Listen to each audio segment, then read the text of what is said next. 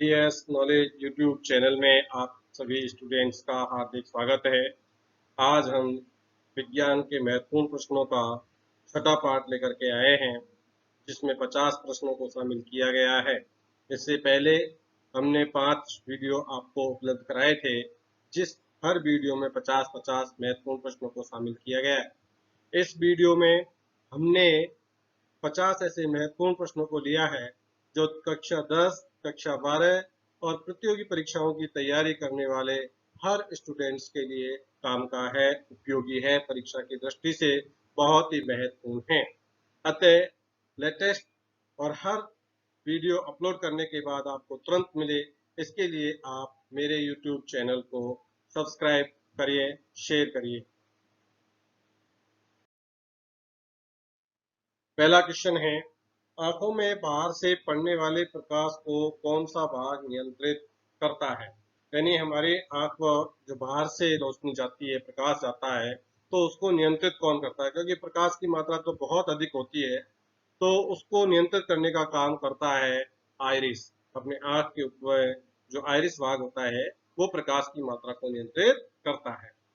निकट दृष्टि दोष, जिसे मायोपिया भी कहते हैं, इसमें कम दूर की वस्तुएं स्पष्ट दिखाई देती है। नाम है निकट दृष्टि दोष। निकट दृष्टि दोष में कम दूर की वस्तुएं तो स्पष्ट दिखाई देती है, परंतु दूर की नहीं। और दूर की वस्तु क्या होती है? इसमें हमें स्पष्ट दिखाई नहीं देती, जिसका निदान अवतल लेंस का उपयोग कर ठीक किया जाता है। इस एक ही प्रश्न में 3 है। पहला निकट दृष्टि दोष का दूसरा नाम मायोपिया है। इसमें कौन सी वस्तुएं स्पष्ट दिखती है? कम दूर की वस्तु स्पष्ट दिखाई देती है, दूर की नहीं। और इसका निदान किस के लिए कौन से लेंस का उपयोग किया जाता है? तो उसका नाम है अवतल लेंस। तो निकट दृष्टि दोष, जिसे मायोपिया दोष भी कहते हैं, मायोपिया रोग भी कहते हैं, नजदीक की वस्तु स्पष्ट दिखती है, दूर की नहीं, और इसके निदान के लिए अवतल लेंस का उपयोग किया जाता है। नेक्स्ट क्वेश्चन, नेत्रदान में नेत्र का कॉर्निया दान किया जाता है। नेत्रदान जब किया जाता है तो उसमें नेत्र का कॉर्निया भाग होता है, वही दान किया जाता है। संपूर्ण नेत्र का दान नहीं किया जाता या उपयोग नहीं किया जाता, क्योंकि इसमें रुधिर संचयन का अभाव होता है। इसमें भी दो है कि नेत्र का कॉर्निया भाग ही क्यों उपयोग किया जाता है? क्योंकि इसमें रुधिर संचयन का अभाव होता है। और कौन सा भाग उपयोग किया जाता है? कॉर्निया किया जाता है। मानव शरीर का प्रमुख संतुलन अंग कान का आंतरिक भाग है। यानी जो मानव शरीर के अंदर संतुलन बनाने का जो काम करता है, वो कान के अंदर का जो आंतरिक भाग होता है, वो हमारे अंदर संतुलन बनाने का काम करता है। तो कान का या कर्ण का एक काम और है, सुनने के साथ साथ जो मुख्य दूसरा काम है वो है संतुलन बनाना। कुत्ते में सूंघने की शक्ति मनुष्यों की तुलना में 1200 गुना अधिक होती है। यानी इनके अंदर घ्राणेंद्रियां होती है, वो बहुत शक्तिशाली होती है। यानी मनुष्य की तुलना में 1200 गुना अधिक तीव्रता से इनके सूंघने की क्षमता होती है। आनुवंशिक गुण या लक्षण एक पीढ़ी से दूसरी पीढ़ी में किसके माध्यम से स्थानांतरित होते हैं? यानी माता पिता से लक्षण अपनी संतान में जाते हैं। यानी एक पीढ़ी से दूसरी पीढ़ी में जो लक्षण जाते हैं या गुण जाते हैं, वो किसके माध्यम से जाते हैं? वो जाते हैं जीन के माध्यम से। बहुत सी परीक्षाओं में प्रश्न पूछा गया है कि आनुवंशिक गुणों के भाग क्या होते हैं? तो आनुवंशिक गुणों के भाग होते हैं जीन। क्या होते हैं? जीन। प्राथमिक लैंगिक अंग जनक यानी गोनेट्स कौन से हैं? प्राथमिक लैंगिक नर के अंदर होता है वृषण, जिसे टेस्टिस भी कहते हैं। मादा के अंदर जनक होते हैं अंडाशय, जिसे ओवरी भी कहते हैं। तो नर के प्राथमिक लैंगिक अंग वृषण और मादा के अंदर अंडाशय। टेस्टोस्टेरोन हार्मोन पुरुष हार्मोन। टेस्टोस्टेरोन हार्मोन का दूसरा नाम होता है पुरुष हार्मोन। वृषण की सर्टोली कोशिकाएं स्त्रावित करती है। तो प्रश्न आता है कि टेस्टोस्टेरोन हार्मोन कहां से स्त्रावित होता है? तो वो होती है वृषण यानी टेस्टिस की सर्टोली सेल से। पुरुषों में नसबंदी को वैसेक्टोमी कहते हैं। क्वेश्चन आता है वैसेक्टोमी किसे कहते हैं? जो पुरुषों में नसबंदी की जाती है उसे वैसेक्टोमी कहते हैं। ये पुरुष के जो ट्यूब जाती है जिससे स्पर्म का भाग होता है, उसको काट करके और वहां रिबन लगा दिया जाता है, विच्छेद कर दिया जाता है, जिससे कि स्पर्म आगे नहीं जाए। इसे हम कहते हैं वैसेक्टोमी। स्त्रियों में नसबंदी को ट्यूबेक्टोमी कहा जाता है। यानी पुरुषों के अंदर होती है उसे वैसेक्टोमी, और स्त्रियों में होती है उसे ट्यूबेक्टोमी कहते हैं। आमाशय में कार्बोहाइड्रेट का पाचन नहीं होता। आमाशय में कार्बोहाइड्रेट का पाचन नहीं होता। कार्बोहाइड्रेट के पाचन की शुरुआत कहाँ से होती है? मुंह से शुरुआत हो जाती है, माउथ से शुरुआत हो जाती है। जो टोटल कार्बोहाइड्रेट होता है उसका लगभग 30% पाचन मुंह के अंदर ही हो जाता है। पित्त रस में कोई पाचक एंजाइम नहीं होता। ये पाचन में सहायक होता है, परंतु इसके अंदर कोई एंजाइम। उत्परिवर्तन सिद्धांत के जनक कौन है? यानी म्यूटेशन थ्योरी के जनक कौन है? तो ह्यूगो डी व्रीज है, वो म्यूटेशन थ्योरी के जनक है। वसा एवं प्रोटीन का पाचन आमाशय से प्रारंभ होता है। तो फैट हुई और प्रोटीन हुई, इन दोनों का पाचन आमाशय से प्रारंभ होता है, स्टमक से होता है। जबकि कार्बोहाइड्रेट के पाचन की क्रिया मुंह से या मुख से शुरू हो जाती है। मल में दुर्गंध इंडोल व स्केटोल नामक एमिनो अम्ल के कारण होती है। क्वेश्चन आता है मल में दुर्गंध किसके कारण होती है? तो वो है इंडोल और स्केटोल के कारण। हृदय धड़कन की क्रिया को मस्तिष्क का मेडुला ऑब्लोंगेटा भाग नियंत्रित करता है। क्वेश्चन बनता है कि हृदय की धड़कन की क्रिया को कौन नियंत्रित करता है? तो मस्तिष्क का मेडुला ऑब्लोंगेटा भाग है, वो हार्ट बीट को कंट्रोल करने का काम करता है। फुफ्फुस धमनी एकमात्र ऐसी धमनी है जिसमें अशुद्ध रुधिर प्रवाहित होता है। यानी पल्मोनरी आर्टरी के अंदर, इसके अंदर अशुद्ध रुधिर होता है। बाकी सब में क्या होता है? धमनियों के अंदर शुद्ध रुधिर होता है। ये क्या करती है? दाएं निले से फेफड़ों में ये रुधिर को कहाँ ले जाती है? दाएं जो निले होता है उससे रुधिर को फेफड़ों में ले जाने का काम करती है। फुफ्फुस शिरा, देखिए ये तो है फुफ्फुस धमनी और ये है फुफ्फुस शिरा। एकमात्र ऐसी शिरा है जिसमें शुद्ध रुधिर होता है, वरना अन्य सभी शिराओं के अंदर अशुद्ध रुधिर होता है और धमनियों के अंदर शुद्ध। परंतु फुफ्फुस धमनी और फुफ्फुस शिरा, इन दोनों का अपवाद। किस जीव में नए गुण लक्षण विकसित करने के लिए किस तकनीक में नए गुणसूत्र को जोड़ा जाता है? यानी कोई भी जीव है उसके अंदर नए लक्षण जोड़ने के लिए कौन सी तकनीक काम में ली जाती है? तो वो होती है रिकॉम्बिनेंट टेक्नोलॉजी या तकनीकी। तो रिकॉम्बिनेंट डीएनए रिकॉम्बिनेंट टेक्नोलॉजी में क्या किया जाता है? उसमें नए गुणसूत्रों को जोड़ा जाता है।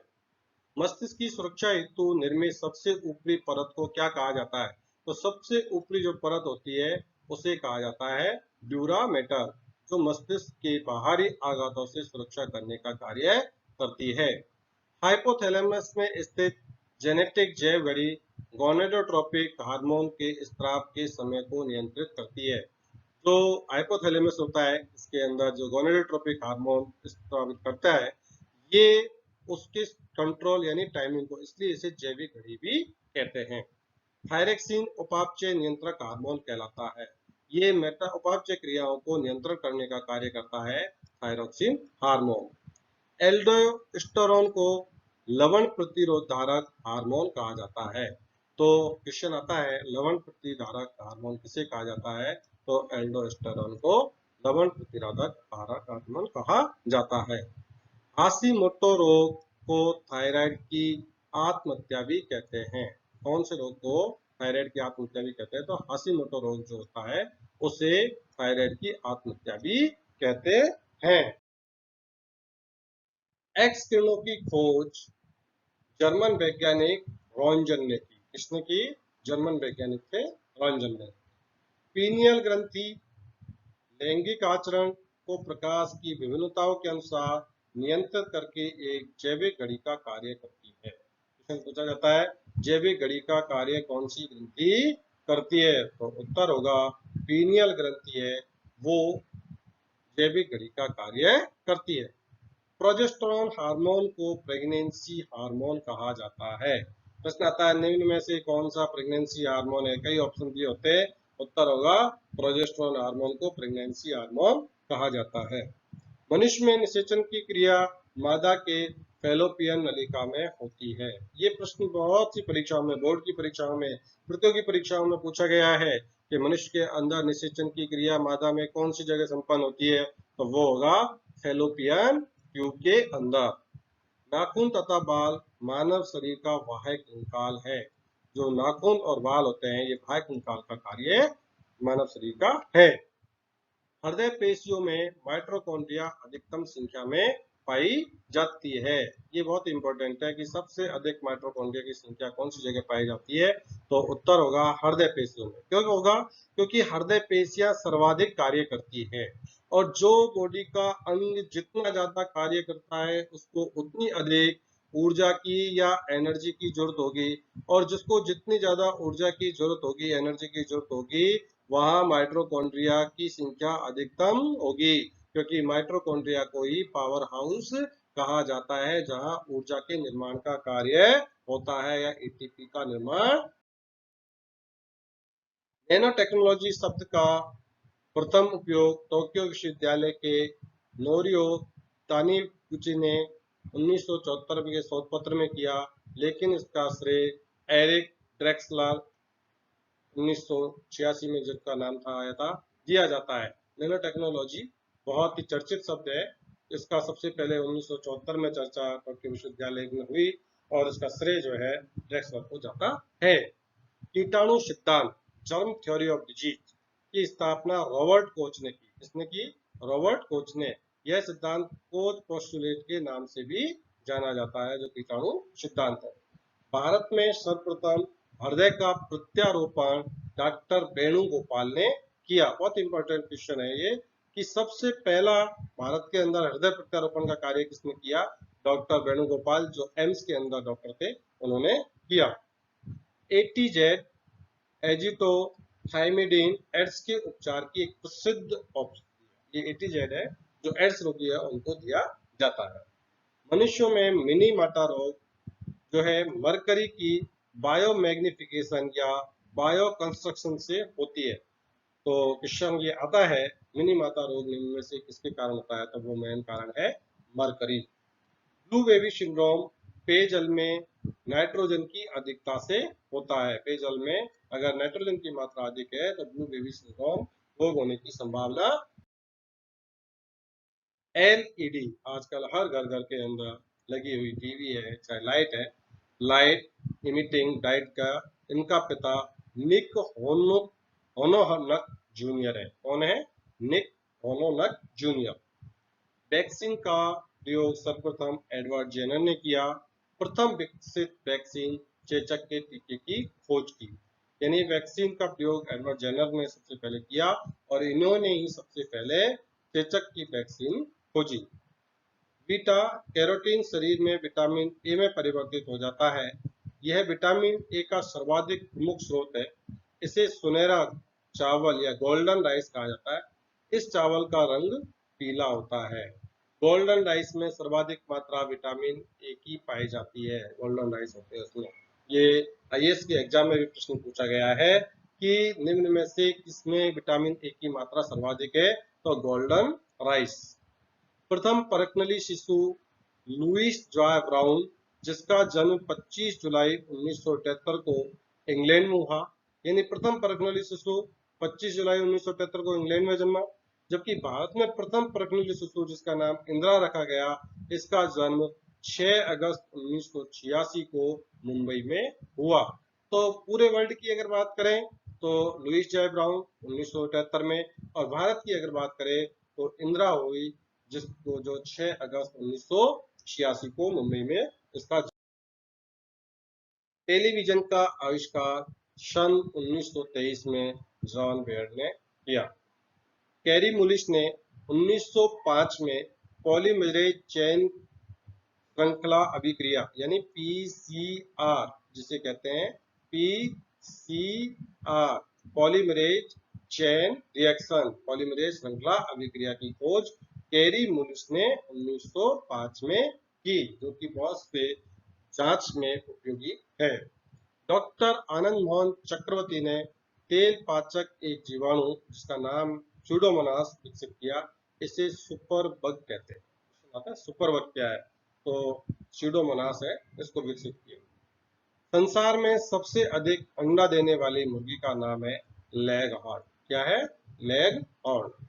गोविंद बल्लभ पंत कृषि एवं प्रौद्योगिक विश्वविद्यालय पंतनगर उत्तराखंड प्रथम कृषि विश्वविद्यालय है, जिसकी स्थापना 1960 में उत्तर प्रदेश कृषि विश्वविद्यालय के रूप में हुई। नीली क्रांति का संबंध मत्स्य एवं समुद्री लाल, हरा और नीला, ये तीनों रंग है, इन्हें हम प्राथमिक रंग भी कहते हैं। इन्हें प्राथमिक रंगों की श्रेणी में शामिल किया गया है। लाल, हरा और नीला। पीली क्रांति का संबंध दलहनों के उत्पादन से है और भूरी क्रांति का संबंध उर्वरकों के उत्पादन से है। 0 डिग्री सेल्सियस पर वायु में ध्वनि की चाल लगभग 332 मीटर प्रति सेकंड होती है। बेल के 10वें भाग को डेसिबल कहा जाता है। ध्वनि का जो मात्रक होता है डेसिबल, वो बेल का 10वां भाग होता है, उसे डेसिबल कहते हैं। तापमान को मुख्य रूप से चार भागों में नापा जाता है, सेल्सियस, फारेनहाइट, केल्विन, सेल्सियस में। तो ये इसके बीच में संबंध होता है। C/100 इक्वल टू F-32/180 और केल्विन निकालने के लिए K-273/100 और R निकालने के लिए उसमें 18 का डिवाइड कर देते हैं, तो वो संबंधित डिग्री के अंदर चारों तापमापियों का संबंध हो जाता। आंख का लेंस किस लेंस की भांति कार्य करता है? हमारा जो आंख के अंदर जो लेंस है जिसे देखते हैं, वो उत्तल लेंस की भांति कार्य करता है। ऊष्मा का मात्रक जूल या कैलोरी है, कैलोरी होता है, तथा 1 कैलोरी बराबर 4.18 जूल होता है। यानी 1 कैलोरी बराबर होता है 4.18 जूल। शरीर में ताप का नियंत्रण मस्तिष्क के किस भाग से होता है? तो वो है प्रमस्तिष्क या सेरिब्रम। यानी हमारे बॉडी का टेम्परेचर को कंट्रोल करने का कार्य प्रमस्तिष्क या जिसे सेरिब्रम कहते हैं उससे होता है। जल का घनत्व 4 डिग्री सेल्सियस पर अधिकतम होता है। ये भी परीक्षा में पूछा गया बहुत बार प्रश्न है कि जल का घनत्व अधिकतम कितने डिग्री सेल्सियस पर होता है? तो 4 डिग्री सेल्सियस पर। गुप्त ऊष्मा के कारण ही पहाड़ों पर बर्फ गिरते समय नहीं बल्कि बाद में ठंड पड़ती है। बर्फ गिरती है जब ठंड नहीं पड़ती, बाद में पड़ती है, उसका कारण है गुप्त ऊष्मा। ओस के निर्माण के लिए तापमान हिमांक से ऊपर होना आवश्यक है, तभी ओस पड़ती है, वरना नहीं। प्रकाश के प्रकीर्णन के कारण आकाश का रंग दिखाई देता है, क्योंकि नीले रंग का प्रकीर्णन सर्वाधिक होता है। तो प्रश्न पूछते हैं कि आकाश का रंग नीला क्यों दिखाई देता है? तो प्रकाश के प्रकीर्णन के कारण ही आकाश का रंग नीला दिखाई देता है। हीरे में बार बार पूर्ण आंतरिक परावर्तन होने के कारण वह चमकता है। हीरा सबसे ज्यादा चमकता है। क्यों चमकता है? क्योंकि बार बार उसमें पूर्ण आंतरिक परावर्तन होता है। लेंस की क्षमता का मात्रक क्या होता है? तो लेंस की क्षमता का मात्रक होता है डायोप्टर। हमने 50 प्रश्न देखे, इसमें से आपको इन 2 प्रश्नों के उत्तर देने हैं। आनुवंशिक गुण या लक्षण एक पीढ़ी से दूसरी पीढ़ी में किसके माध्यम से स्थानांतरित होते हैं? आंखों में बाहर से पड़ने वाले प्रकाश को कौन सा भाग नियंत्रित करता है? मैं उम्मीद करता हूं कि इसको पसंद आए होंगे, आपकी परीक्षा के लिए उपयोगी सिद्ध होंगे। आप इन 50 प्रश्नों को अपनी नोटबुक में नोट करें और इस नए लेटेस्ट वीडियो पाने के लिए मेरे YouTube चैनल को सब्सक्राइब करें। अपने दोस्तों को भी इसका फायदा मिले, इसके लिए इसको ज्यादा से ज्यादा शेयर करें। जय हिंद, जय भारत।